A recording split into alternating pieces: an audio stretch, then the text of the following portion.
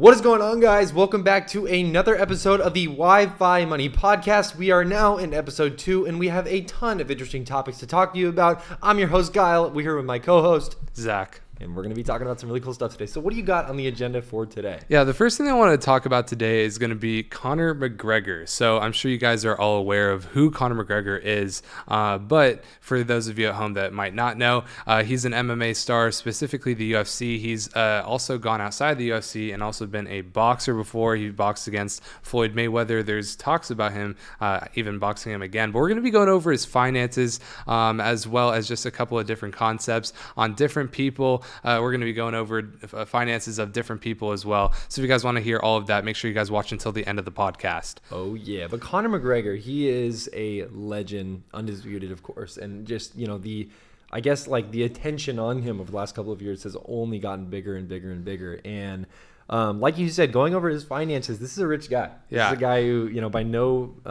by no exaggeration, is very, very wealthy. Yeah, very I was curious if you knew Conor McGregor's net worth. I do not have thought. Let's do this. We love to bring this up. Take a guess on what Conor McGregor's net worth is. I'm gonna take a guess that his net worth is around 90 million. 90 million. Well, he actually made more than that in his fight with Floyd Mayweather. But so try again. Okay, 200 million. 400 million. Conor McGregor's net worth is said to be 400 million. Now he has yachts and all these different cars and everything like that. So who knows how he's the person that is calculating this is calculating it. Is right. A yacht in there, even though it's a liability? Are they counting that as an asset? Who knows? A lot of people like to calculate net worth in different ways. But yeah, that is his entire net worth is 400 million. Jesus, I lowballed. I don't know why I went 90 million, but yeah, I mean, that makes sense. He is like one of the best, arguably, of course, one of the best UFC fighters, and of course, boxing, right? You did boxing before? Yeah, so he was a MMA fighter his whole career, and then he strayed outside of it to box the greatest boxer of all time, Floyd Money Mayweather. And another thing I wanted to bring up is that Conor McGregor actually only made about $235 million from fighting. So that means outside of it, he is not just getting paid for fighting. He's also starting businesses. He has his own business, Proper 12, which is a whiskey. Do you like it? Do you like the whiskey? Well, I don't really like whiskey anymore. I think its price is priced as a bottom line whiskey. It's not going to affordable. It's not. It's an affordable whiskey. It's not going to be something that a lot of people are just gunning to get, whiskey snob. Personally, but either way, yeah, I think it's the same as Jack Daniels. He's doing really big numbers though, from what I've read into it. Company's doing well. He actually did take a $100 million exit on that company, if my mind does serve correct. I know that he sold 50% of his company, I believe, and he made about $100 million. So I believe the valuation was somewhere in the $1 billion range. At some point after he sold it. So he made a ton of money in his UFC career as well as his boxing career. Also, I don't know if you knew this, but he made $100 million from one fight against Floyd Mayweather. In his boxing fight, he made about 1/3 of his money that he's made in just one fight. Jesus, man. And see, that's the thing. I think that's probably why I lowballed it so much. I was not expecting there to be so much money being able to just kind of thrown around like that in the UFC. I'm not big on, I like watching, but I'm not educated, I think, in the way that you are. I'm sure you're obviously much more well-read on this kind of stuff. But it's definitely crazy the amount. I mean, it's a professional sport, right? It's a professional sport league. And NFL players, NBA players, they're getting paid big bucks like that too. Man, $100 million. Yeah, I do want to delve into the differences between boxing and the UFC specifically, because that's actually a hot button topic right now. Is the UFC fighter pay versus boxing pay, and there's a lot of different intricacies that are kind of and points that are made by different people. The person that is bringing up UFC fighter pay right now is Jake Paul. Jake Paul, if you guys don't know, he's been boxing. He has 6 pro fights. He's about to have another pro fight in August. I'm sure he's going to make a bag off that as well. But he's been bringing up that UFC fighters don't get paid well. And Jake Paul has his own promotion where I believe he's made over 20 million in his fights. And a UFC fighter just wouldn't be able to do that in their first 6 fights, obviously. Right. But in boxing, the way that they get paid is like it's a singular event. So boxing runs through different promotions, and they get paid out more because it's not as big of a draw as the UFC. So the promotions will give like most of their money to their fighters because that's how they're going to get people to show up. The UFC is now a business that is not linked to any one fighter. These promotions run off of the names of these boxers, so they get paid more. You probably don't even know what Jake Paul's promotion is called. No. Honestly, I can't even remember at this moment. While you know the UFC, of course. Right? Yeah. So the UFC only pays out about 40 to 50% to their fighters, and they spend the other 50 to 60% with salaries to different people. They have a ton of different people working, making the marketing. They spend a ton on marketing. They obviously have great marketing and advertising all over the place. So yeah, I'm curious what your thoughts are on that. I think like what's so crazy about the UFC when you think about it is that a lot of people, I think, who are they're familiar with the ways that you can make money in these different type of competitive sports leagues, whether that's boxing, MMA, UFC, and other sports as well. I think like the main thing with that's interesting to me is that the numbers that they're putting up, these are numbers that people who work regular 9-to-5 jobs would obviously never probably be able to see unless they broke out of that and did their own thing. But also what's interesting is that kind of proves in a way that like there's so much money out there in the world, and I think that's a lot of people kind of take that for granted, that there is so many different ways that you can achieve this, a great amount of wealth. But at the same time too, it takes work, right? Conor McGregor did not get to where he is, without putting in tremendous amounts of work, tremendous amounts of practice, tremendous amounts of failure, I'm sure as well. When he was first getting started and everything, and trying to make a name for himself. And I feel like that's kind of, you can relate that to anything. And I think that's what's so cool about MMA, boxing, UFC, all of it, is that it's the one sport where it's truly different, like, than everything else, because it's one-on-one, and it's the better man will win. Yeah. Right. And that's what's so cool about it. And I think like hard work is like that should be like the motto of that literally the whole industry. Like the whole industry, I think is built off of that. So that's what I think, at least. I think that's pretty cool. Like I'm so excited to like learn about all the different ways, like especially in the financials and the business side of these different things. And it's you bring up a good point about Conor McGregor. He had to put in a ton of work to get to where he is. But you have to think, is he going to be where he is today without the UFC's promotion of him? Mm-hmm. So how much are you going to attribute Conor McGregor? Now his contract, he gets a certain percent of pay-per-view buys. That is much higher percentage than any other world champion. Most of the time in the UFC, if you're a world champion, you get a percentage of the pay-per-view buys. Jesus, can't say that. What percentage do you know? And if you don't know, no clue. Okay. But he gets a higher percentage. That's all I know. And the pay-per-view buys.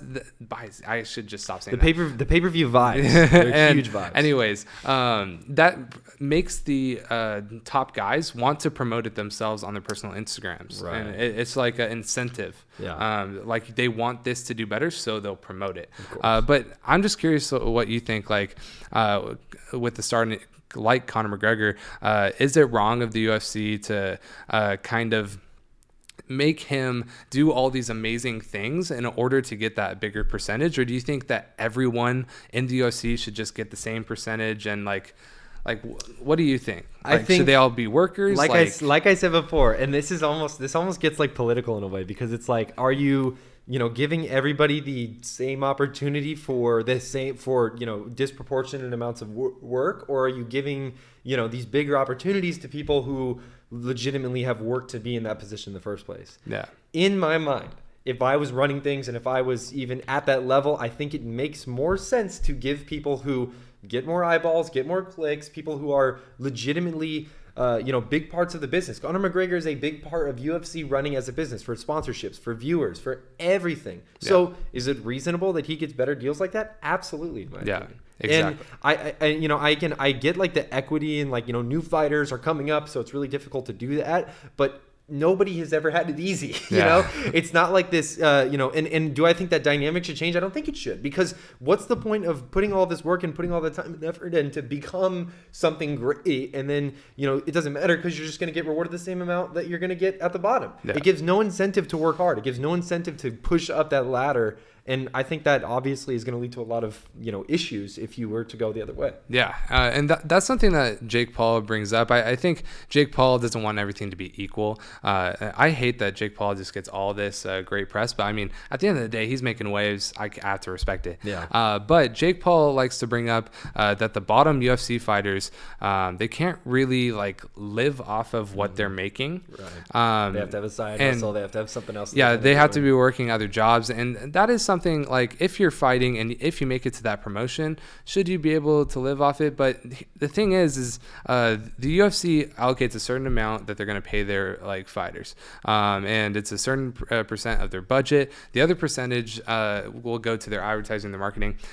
So what do you want the UFC to do? Do you want them to have less promotion, less marketing, so that they can pay everyone kind of similar, or do you want the UFC to pay everyone a little bit more, but then you're not going to get as many pay-per-view buys? I cannot say it. Are you not going to get as many buys? Are you going to get as many people to tune in because you're not advertising, marketing as much?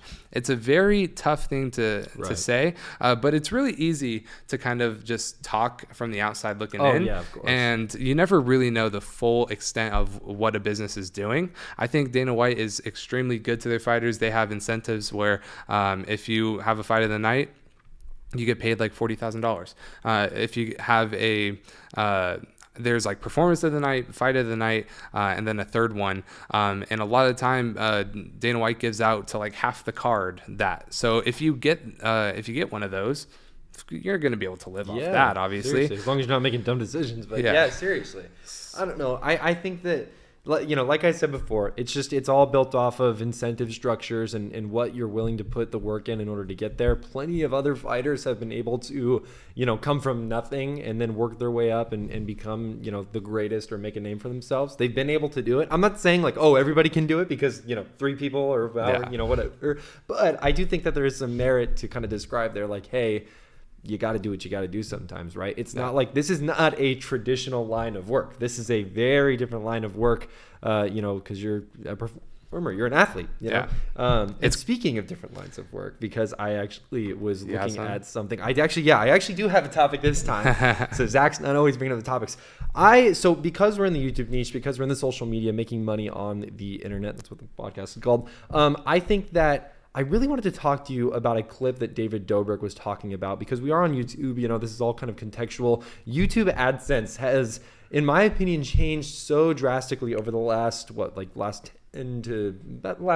much the last decade. And David Dobrik used to make millions of dollars per month when he was first kind of starting to blow up before the infamous adpocalypse, which of course slashed everybody's revenue numbers by what was it? It was like 50 or 60% or something like that. Well, right? It was only the adpocalypse did affect everyone. Mm-hmm. However, it affected most people like David Dobrik because he was swearing, he was using music, of course, right? And people who played by the book and maybe just made Let's Plays where it's all and they were family friendly. Mm-hmm. They pretty much took no hit from the adpocalypse, right. And they were actually kind of benefited more, and it kind of widened the range of people's CPMs. If you guys don't know, a CPM is how much YouTubers get paid per 1,000 views, and people in the finance niche, they get paid more because you guys are a monetizable audience. We know that people like us are going to spend money and we will make money, but then people that are just watching a David Dobrik blog,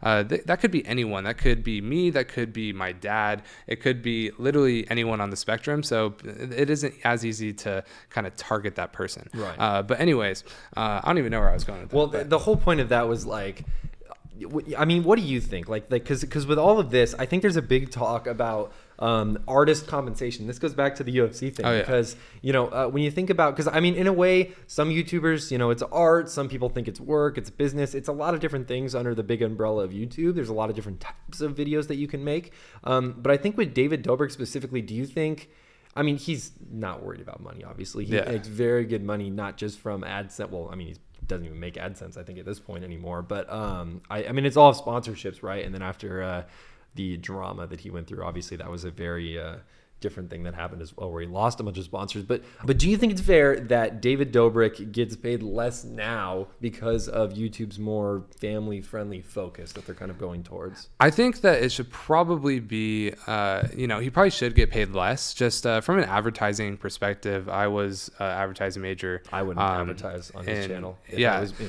Well, so I mean, I definitely would advertise on his channel if depending on the business that I have. There's going to be advertising that it doesn't really matter. SeatGeek, they advertise. They were sponsoring him all the time. Someone or some company that might take a very big hit if they're trying to be more family friendly, and people are like, "Hey, why are you advertising on this?"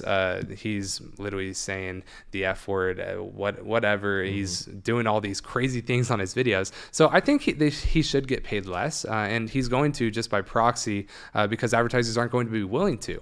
However, the amount that it went from, David Dobrik went from making like 600,000, or no, David Dobrik went from making 250,000 to like 50,000 or something, and he started getting 4 times the views. Right. So I think that is a bit much. They can't find a single advertiser that's willing to pay more. I think that's just a little weird. But at the end of the day, I'm kind of in the middle where I think he should get paid a little bit less than, say, someone in the finance niche where we're not cussing, we're family friendly, we're just kind of talking about money. Right. We should obviously get paid a bit more. However, David Dobrik, he's not going to be good at advertising things. No, I agree. It's just I'm in the middle. It's hard. And what do you think? I think I completely agree with you. And I think that because I think that people talk a lot about in this industry is the way that people generate income or revenue for their YouTube channel, for their social media brand. And something that Zach and I have talked a lot about, especially in the early days of creating what we're pretty much doing right now, was that, there were, and even to this day, there will be days, not so much months, that was more in the beginning, where we would, not have a lot of income coming in. We'd have a kind of low revenue numbers. We'd have a low day on, whatever it is that we were making money from. And sometimes it would get to us, sometimes it wouldn't, we kind of like go back and forth. But again, and Zach brought up a really good point to me one day when I was kind of talking to him about it. And I don't know if you remember this conversation, but I think you told me something like, it's not the end of the world. We know where we're going. We know like the right way that we're going. And the main thing to think about is that, just because this path of business it's our own business. It's our own company essentially that we're working on. And because of that, there's going to be days like this where there's not going to be a lot of money and there's going to be problems that we have to look at into solving or whatever it might be. But at the same time, because we don't have a fixed salary, we have so much more potential to go up. And most business owners have that, that ability to generate more income in the long-term future than worry about, begging for a raise, from their boss. And I think that was a really good point that you had. Yeah, I think it's like the same with stocks. It's just like, are you willing to take a risk? Are you able to take a risk? I'm going to make an analogy with stocks right now. Say you had $1,000 in your bank account right now, and you took out $100 to invest in stocks, and you really want to make something with it. You might be more willing to risk that $100 to make more. Right. So us as business owners, we kind of are taking that risk that we're not going to get a set salary. We're not going to make $70,000 a year, $80,000 a year, just cushy, just going to work every day, clock in, clock out. Our business, we could make $10,000 in one day, and then for the next 3 days, make between like $100 and $500. Like, and are you able to do that? Is the question. Like, for us, there have been our rocky moments. We never once said, however, hey, I think I want to stop Right, doing we're throwing this. in the towel or giving We up. Never. we never even, it was never even brought up as a conversation. Hey, we're gonna need to take a look at what we're doing next year, because we believe in why we're doing our business, and that's something that I really urge you guys at home to do. Even if you're not a business owner, just why are you doing the things you're doing on a daily basis? As soon as you find out your why, everything becomes easier. We want to change the world with finance, make sure that every young person is at least interested in it. Because as soon as you get the ball rolling with these kids, say you watch our channel because of some of our crypto videos or our clips on Mr. Beast, Andrew Tate, whatever it is, you're going to get interested in finances because we're talking about it. Right. So as soon as you find out a why for what you're doing on a daily basis, things come a lot easier. Absolutely. And I think that a lot of people mess up the why. And I have definitely had times in my life where when we were doing it, this is not our first business, by the way. This is a long road of failure after failure after failure of businesses and different social media brands and accounts and just a million other things to get here. And the whys are also involved in that, right? Because sometimes you're doing things that might seem in the moment like it's the right thing to do, but when you kind of zoom out, or in hindsight's always 2020. But whenever I look back, I'm like, God, why are we doing that? Why are we operating that way? Like Zach said, though, the why is so critical. But going back to the failure point, because I actually just remembered something about that I wanted to talk about with failure, because I think failure is something that so many people are afraid of. And so many people probably watching this, it's one of the big reasons why you haven't started yet, right? Starting is key too. But one of the big reasons why people don't start or get going in the first place is because they're scared to fail. It was my whole entire fear that I was going to have to work a 9-to-5 job for the rest of my life and get stuck doing, whatever it was I was going to end up doing, because I was scared that the business that I started or whatever it is that I was going to go into was going to fail. And despite that, I still was able to kind of take a step back and move forward with the things that I wanted to move forward with. And now we're here. But again, a lot of people out there, people probably even listening or watching this, are probably still scared to start too. And I don't blame you. But at the same time, there's going to come a day where you are either going to be looking back at your past or looking back at some kind of decision that you could have made or should have made or would have made.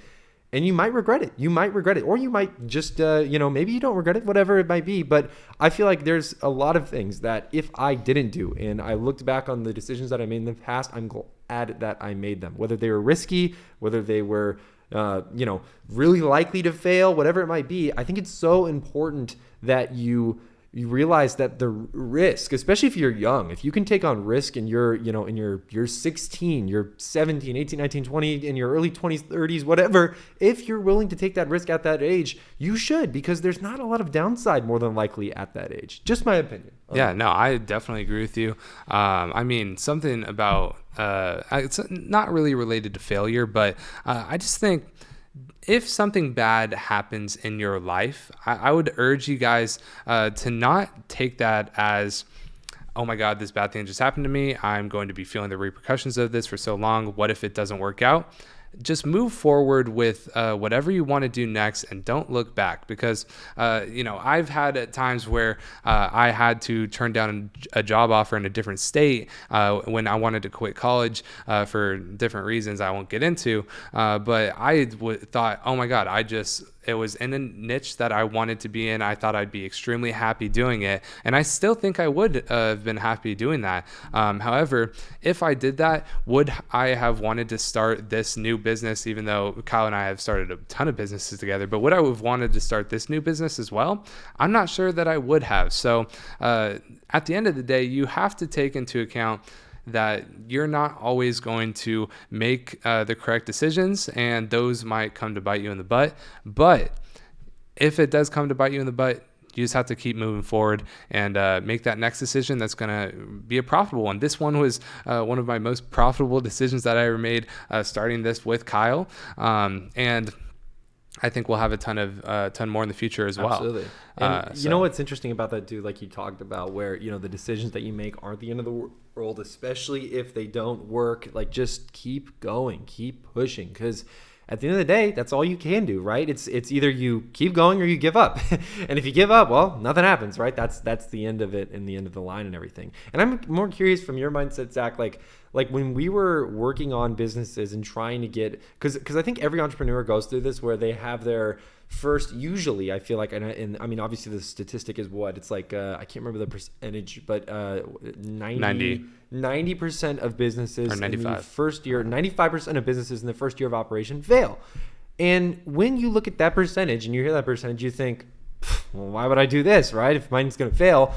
But again, there's a reason why Zach and I started multiple companies, right? And they didn't really work or pan out the way that they did always, right? That we wanted them to work out. That we had to keep going forward. We had to keep coming up with new ideas, keep pushing through that. And sometimes it was a bit of a grind. Sometimes we didn't believe in everything that we were doing, but at the end of the day, things worked out. And I'm a big believer in manifestation and everything, and everything works out for a reason, and the universe works things out. I know Zach has his doubts, and he's got his own kind of system of beliefs, of course. But I think at the end of the day, you don't know my system of beliefs. I know vaguely about your system of beliefs. No, you don't. I vaguely. We never talk about it. We never talk about Zach's system of beliefs. We talk about Kyle's systems of beliefs all the time. Well, because it's more vocal. But either way, let me hear your thoughts about failing those businesses. What did you think when we were going to do that? I'd love to hear some like personal insight, just so we can get some. I don't know. It's interesting. Yeah. So I mean, we have started a ton of businesses. Kyle and I have started probably between 6 to 8 businesses. I can't even think of all the different businesses. There's definitely some we're forgetting for sure. Not every single one has been an LLC as this one has. We have started different businesses in that way before. However, when we were failing, the thing is I didn't really know we were failing on most of them. Sometimes we had success. Yeah. And that's the thing. We would have these bursts of success, like with one of our businesses. We're not going to say names because why do you guys have to go look up our failed business? But no, like with one of them, we would get like a lot of success on TikTok. And then we would even be able to get some of those people to go over to YouTube as well, on our way to being monetized, doing extremely well. And then we come into problems with just production and just being in college at that time, not knowing if we're going to be able to produce this content that we were producing on a daily level. So and that was the thing, because you were up at NAU, and I was down here in California, so it was very difficult to we couldn't shoot together. And these videos that we were making, or the content that we've been in the content game a long time. That's the only hint I'll give you guys. Yeah. But we, the videos and the style of content that we wanted to make, it wasn't going to be doable where we could be in like separate locations. Like it wasn't possible. And exactly. So summer, we could kill it. We could kill it during the summer. We could do whatever we wanted. Zach was home. I was home. It was great. But then of course when Zach went back home or went back to school, kind of issues, right? Issues started to provide. And literally every time that we would come to an end on one of our businesses, the biggest thing that I didn't want to do was tell anyone around us, because I feel like when we were running all these businesses and then stopping them and starting new ones, we were getting a lot of judgment from our family, friends, whether it was vocal, whether it wasn't. If you're going to be into starting businesses, when you fail a business, people are going to be happy. I'm not saying that our family have some thick skin. I'm not saying that our family was happy that we were failing businesses, because I don't think either of our families were. But they definitely will make fun of you. There are definitely people who like to say, "I told you so." Yeah, and there are friends as well that definitely want to see you fail. And some friends that don't want to see you fail, but they might have a bit of jealousy as well. Family might have a bit of jealousy. I'm not saying our parents do or anything like that, but of course. There will be people in general that are jealous and want to see you not succeed. They're preying on your downfall. So when you fail that, you're going to need a thick skin, like Kyle said, in order to start that next one, because you don't want to just fail business and then just say, okay, I'll just work at McDonald's the rest of my life. No, you're going to fail business, start a new one, fail that, start a new one, fail that, and then maybe on that 4th, 5th, 6th, 7th one, you're going to get one that's profitable. I actually have, I think, one of my favorite anecdotes, and this was the last business that we failed before we started Finance Bro and everything in between. It was some stupid, I don't even remember what it was, but Zach and I went to go play basketball at a park. Zach was like leaving back to college, I think like 2 days later or something like that. So like summer was over, or like there was nothing left. It was like we were all out of gas in the tank. And I remember just playing basketball with him. It was really pretty. The sunset was out just to kind of set the scene. But we, kind of had this deep discussion about like, hey man, like, should we keep doing this? Is this worth it? Are we going to like do anything with this? And we kind of both in kind of a weird kind of like agreement, but almost in a disagreement way. Like there was nothing set in stone, but it was kind of like, it seemed like it was going that way. We were like, yeah, maybe we just have to get 9 to 5s and call it a day. Like maybe we should just finish up college and then maybe we can make something work after, maybe, like we'll see. And then I remember like that was the conversation. And I remember like the couple of days after I was fucking, you can probably bleep that out. No, you don't have to bleep that. Okay. It's fine. But I remember a couple of days after I was crushed. Like I was just like, oh man, because we had failed a couple businesses before, like that was whatever. But this one, I think I had a lot of like personal stake in it. I think I felt like it was really good. And then when it just wasn't getting anywhere. This was the agency? No, I don't. Well, the agency was after. It was somewhere in between. I think it was Palm. I think it was Palm Lifestyle or something like that. Oh, you know what it was. I think it was, yeah. But either way, I was like, God, I just was so upset that we weren't going to do it and that we couldn't figure out a way to make it work. And then, on that one, I think that the reason we stopped is because, well, at least for me is why I stopped is kind of going back on what I said before, was like there wasn't a strong why for me there. Yeah. A lot of the different things we were doing was on a extremely luxury lifestyle and everything of that nature. I think it just had really bad optics too. Like it was like a Nelk Boys mixed with It was not gonna work. There was not a market for it. There was not a niche for it. You couldn't even describe the type of like videos that we were gonna make. It wasn't good. I didn't really care about them either. Right. That's the thing. That's the thing I was trying to say is like, I think they look cool and they're cool to look back on. But when I'm doing them, I was just like, okay, yeah, that will look good. I think that'll get more views and that. And at the end of the day, that's never gonna last long enough. And also, we had no business plan in place, like where we're like, okay, this is the way we'll make money outside of just YouTube AdSense. Because if you're going to make a YouTube channel, let me tell you, you're not going to just make money off of YouTube AdSense and think you're going to live off it in the first year to two. Diversify. You have to have affiliates, sponsorships, all these different things, like your own in-house revenue. Anyways, that's different video that we can talk about. But I do want to bring up, I don't want to stay on failure for too long, but I do want to bring up something that Mr. Beast said, just because I love the way he put it. Mr. Beast, he talks about failure. And the thing he says is people make a mistake all the time is they don't want people to tell them that they're failing, or they don't want to share with people that they're failing. And that's the thing. You're always going to get scared, especially if it's in like business and telling different people you're failing. But if you have a good support system around you, you have different people in, say, your niche in YouTube, or whatever, your business, your sales, and they're also failing, you're going to be able to fail yourself. And then you're also going to be able to talk to, say, Kyle and say, hey, what have you failed at recently that I can learn from? And if you have, say, 5 people there, instead of just failing 50 times in 1 year, you're going to be able to learn from 250 failures and be 5 times better. So you don't want to be just allergic to talking about your failures, and you really want to learn from them, and also surround yourself with people in the same area as you and learn from them as well. You are the average of the 5 people that you spend the most time around. And I believe that to the end of my days. I remember like when I remember like I think right when I was either like transferring from like community college to like a 4-year university, and like I was kind of just, I don't know, COVID hit, everything was just going in shambles. And I remember like thinking about that, and I was like, just like, yeah, like it's true. Like, whoever you spend the most time around, that's who you kind of like, either become similar to, or you adopt like the similar goals that they have, or you just kind of, you mold into those people. It happens.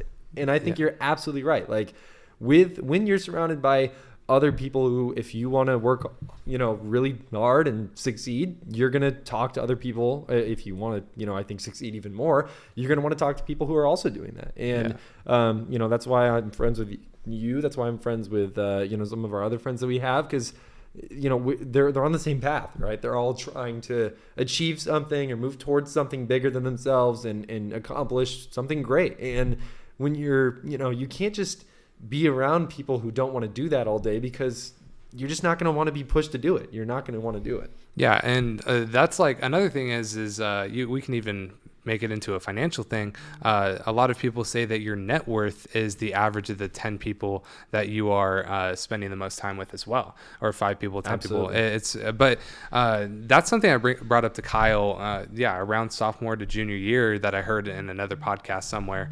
Sorry, that just distracted me. I know, it's fine. 1 second, I'll It's just good. start from right there. Yeah, you're good. Just put it on the ground so it doesn't buzz. I'll start from that's something. Net worth. Yeah. Oh, shit, what was I talking about? What was the last thing I just said? Your net worth is your network is your net worth. Kind of I deal. know, And but then I you were said talking something about after that. I was sophomore year. You were Okay. talking to me about yeah. it. So, but my eyes were like. You're showing. So sorry, I'm just so shook You're off good. for shook from You're that. So okay. So sophomore year, crap. What was I talking about? And that was something big that I talked with you a lot. Wait, I was talking though. I know, but I'm trying to help you. No, I got it. segue I got back it. in. Okay. Just let me think for 1 second Yeah. about what I was about to say, because I think I'm just there. Yeah, sophomore year, the people I was surrounding myself with, whether it was in college or back home, or the people I was spending like a lot of my time with, while I loved them like as friends and I loved hanging out with them, some people, I didn't think wanted to go to the places I wanted to go to. So I want to make a lot of money. I want to impact people's lives. I want to have a very big reach so that I can get my message out to people. And that's something I think Kyle wants as well. Absolutely. And that's just something that I didn't think I was going to be able to do with the people that I was surrounding myself with. Now, that doesn't mean that you just ghost these people and never talk to them again. Yeah. You can still be cordial and still be friends with them. However, if you're going to be spending a lot of time with someone, you want them to be someone who has goals, has plans in life that are kind of aligned with yours, at least in the same area. Yeah, you got to audit your network. You really do. And I think for some people that's hard. Some people, you've had friends for a really long time that maybe are not the most, great people for you, or maybe you have friends that you've known for a little bit that aren't the greatest people for you. It goes both ways. And sometimes you have to go, oh, this person has X, Y, and Z about them that I like. I like them. We'll put them in this box. Oh, this person has things that I don't like that are impeding not only my progress towards my goals, but of course also my progress in my self-development or whatever it might be. They're going in the other box, right? And you really have to do that, as painful as it is sometimes. And, there can be this toxic dependency on certain friends that you might feel like you owe them something. You owe them your time. You owe them, a friendship. You owe them, or whatever it is. You owe them, whatever it might be, whether it's physical or not. And that can be pretty detrimental to literally your development, literally the overall success that you want to achieve. You're not going to get there if you're constantly having to wait on people and, of course, answer to other people. There is going to be a point where you need to kind of take control, take the wheel, and really drive forward past, everything at a certain point. Yeah, I agree. Totally.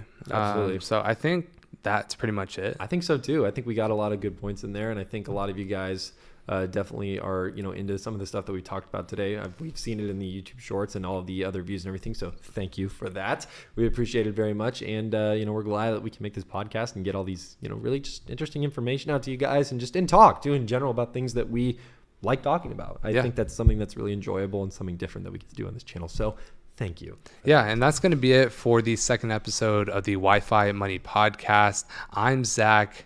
I'm Kyle. And make sure to join the Discord, by the way, free down in the description below. Yeah. Get your free stock with WeBull. Just check out the links in the description. Yeah. Keeps the show running. You could make a lot of money off of these things. Just saying. You know how it goes. All the information is linked down below. But either way, guys, thank you so much for watching. Hit that like button. Make sure to comment down below. Subscribe. And subscribe. Other than that, we'll see you guys later. All right. See ya.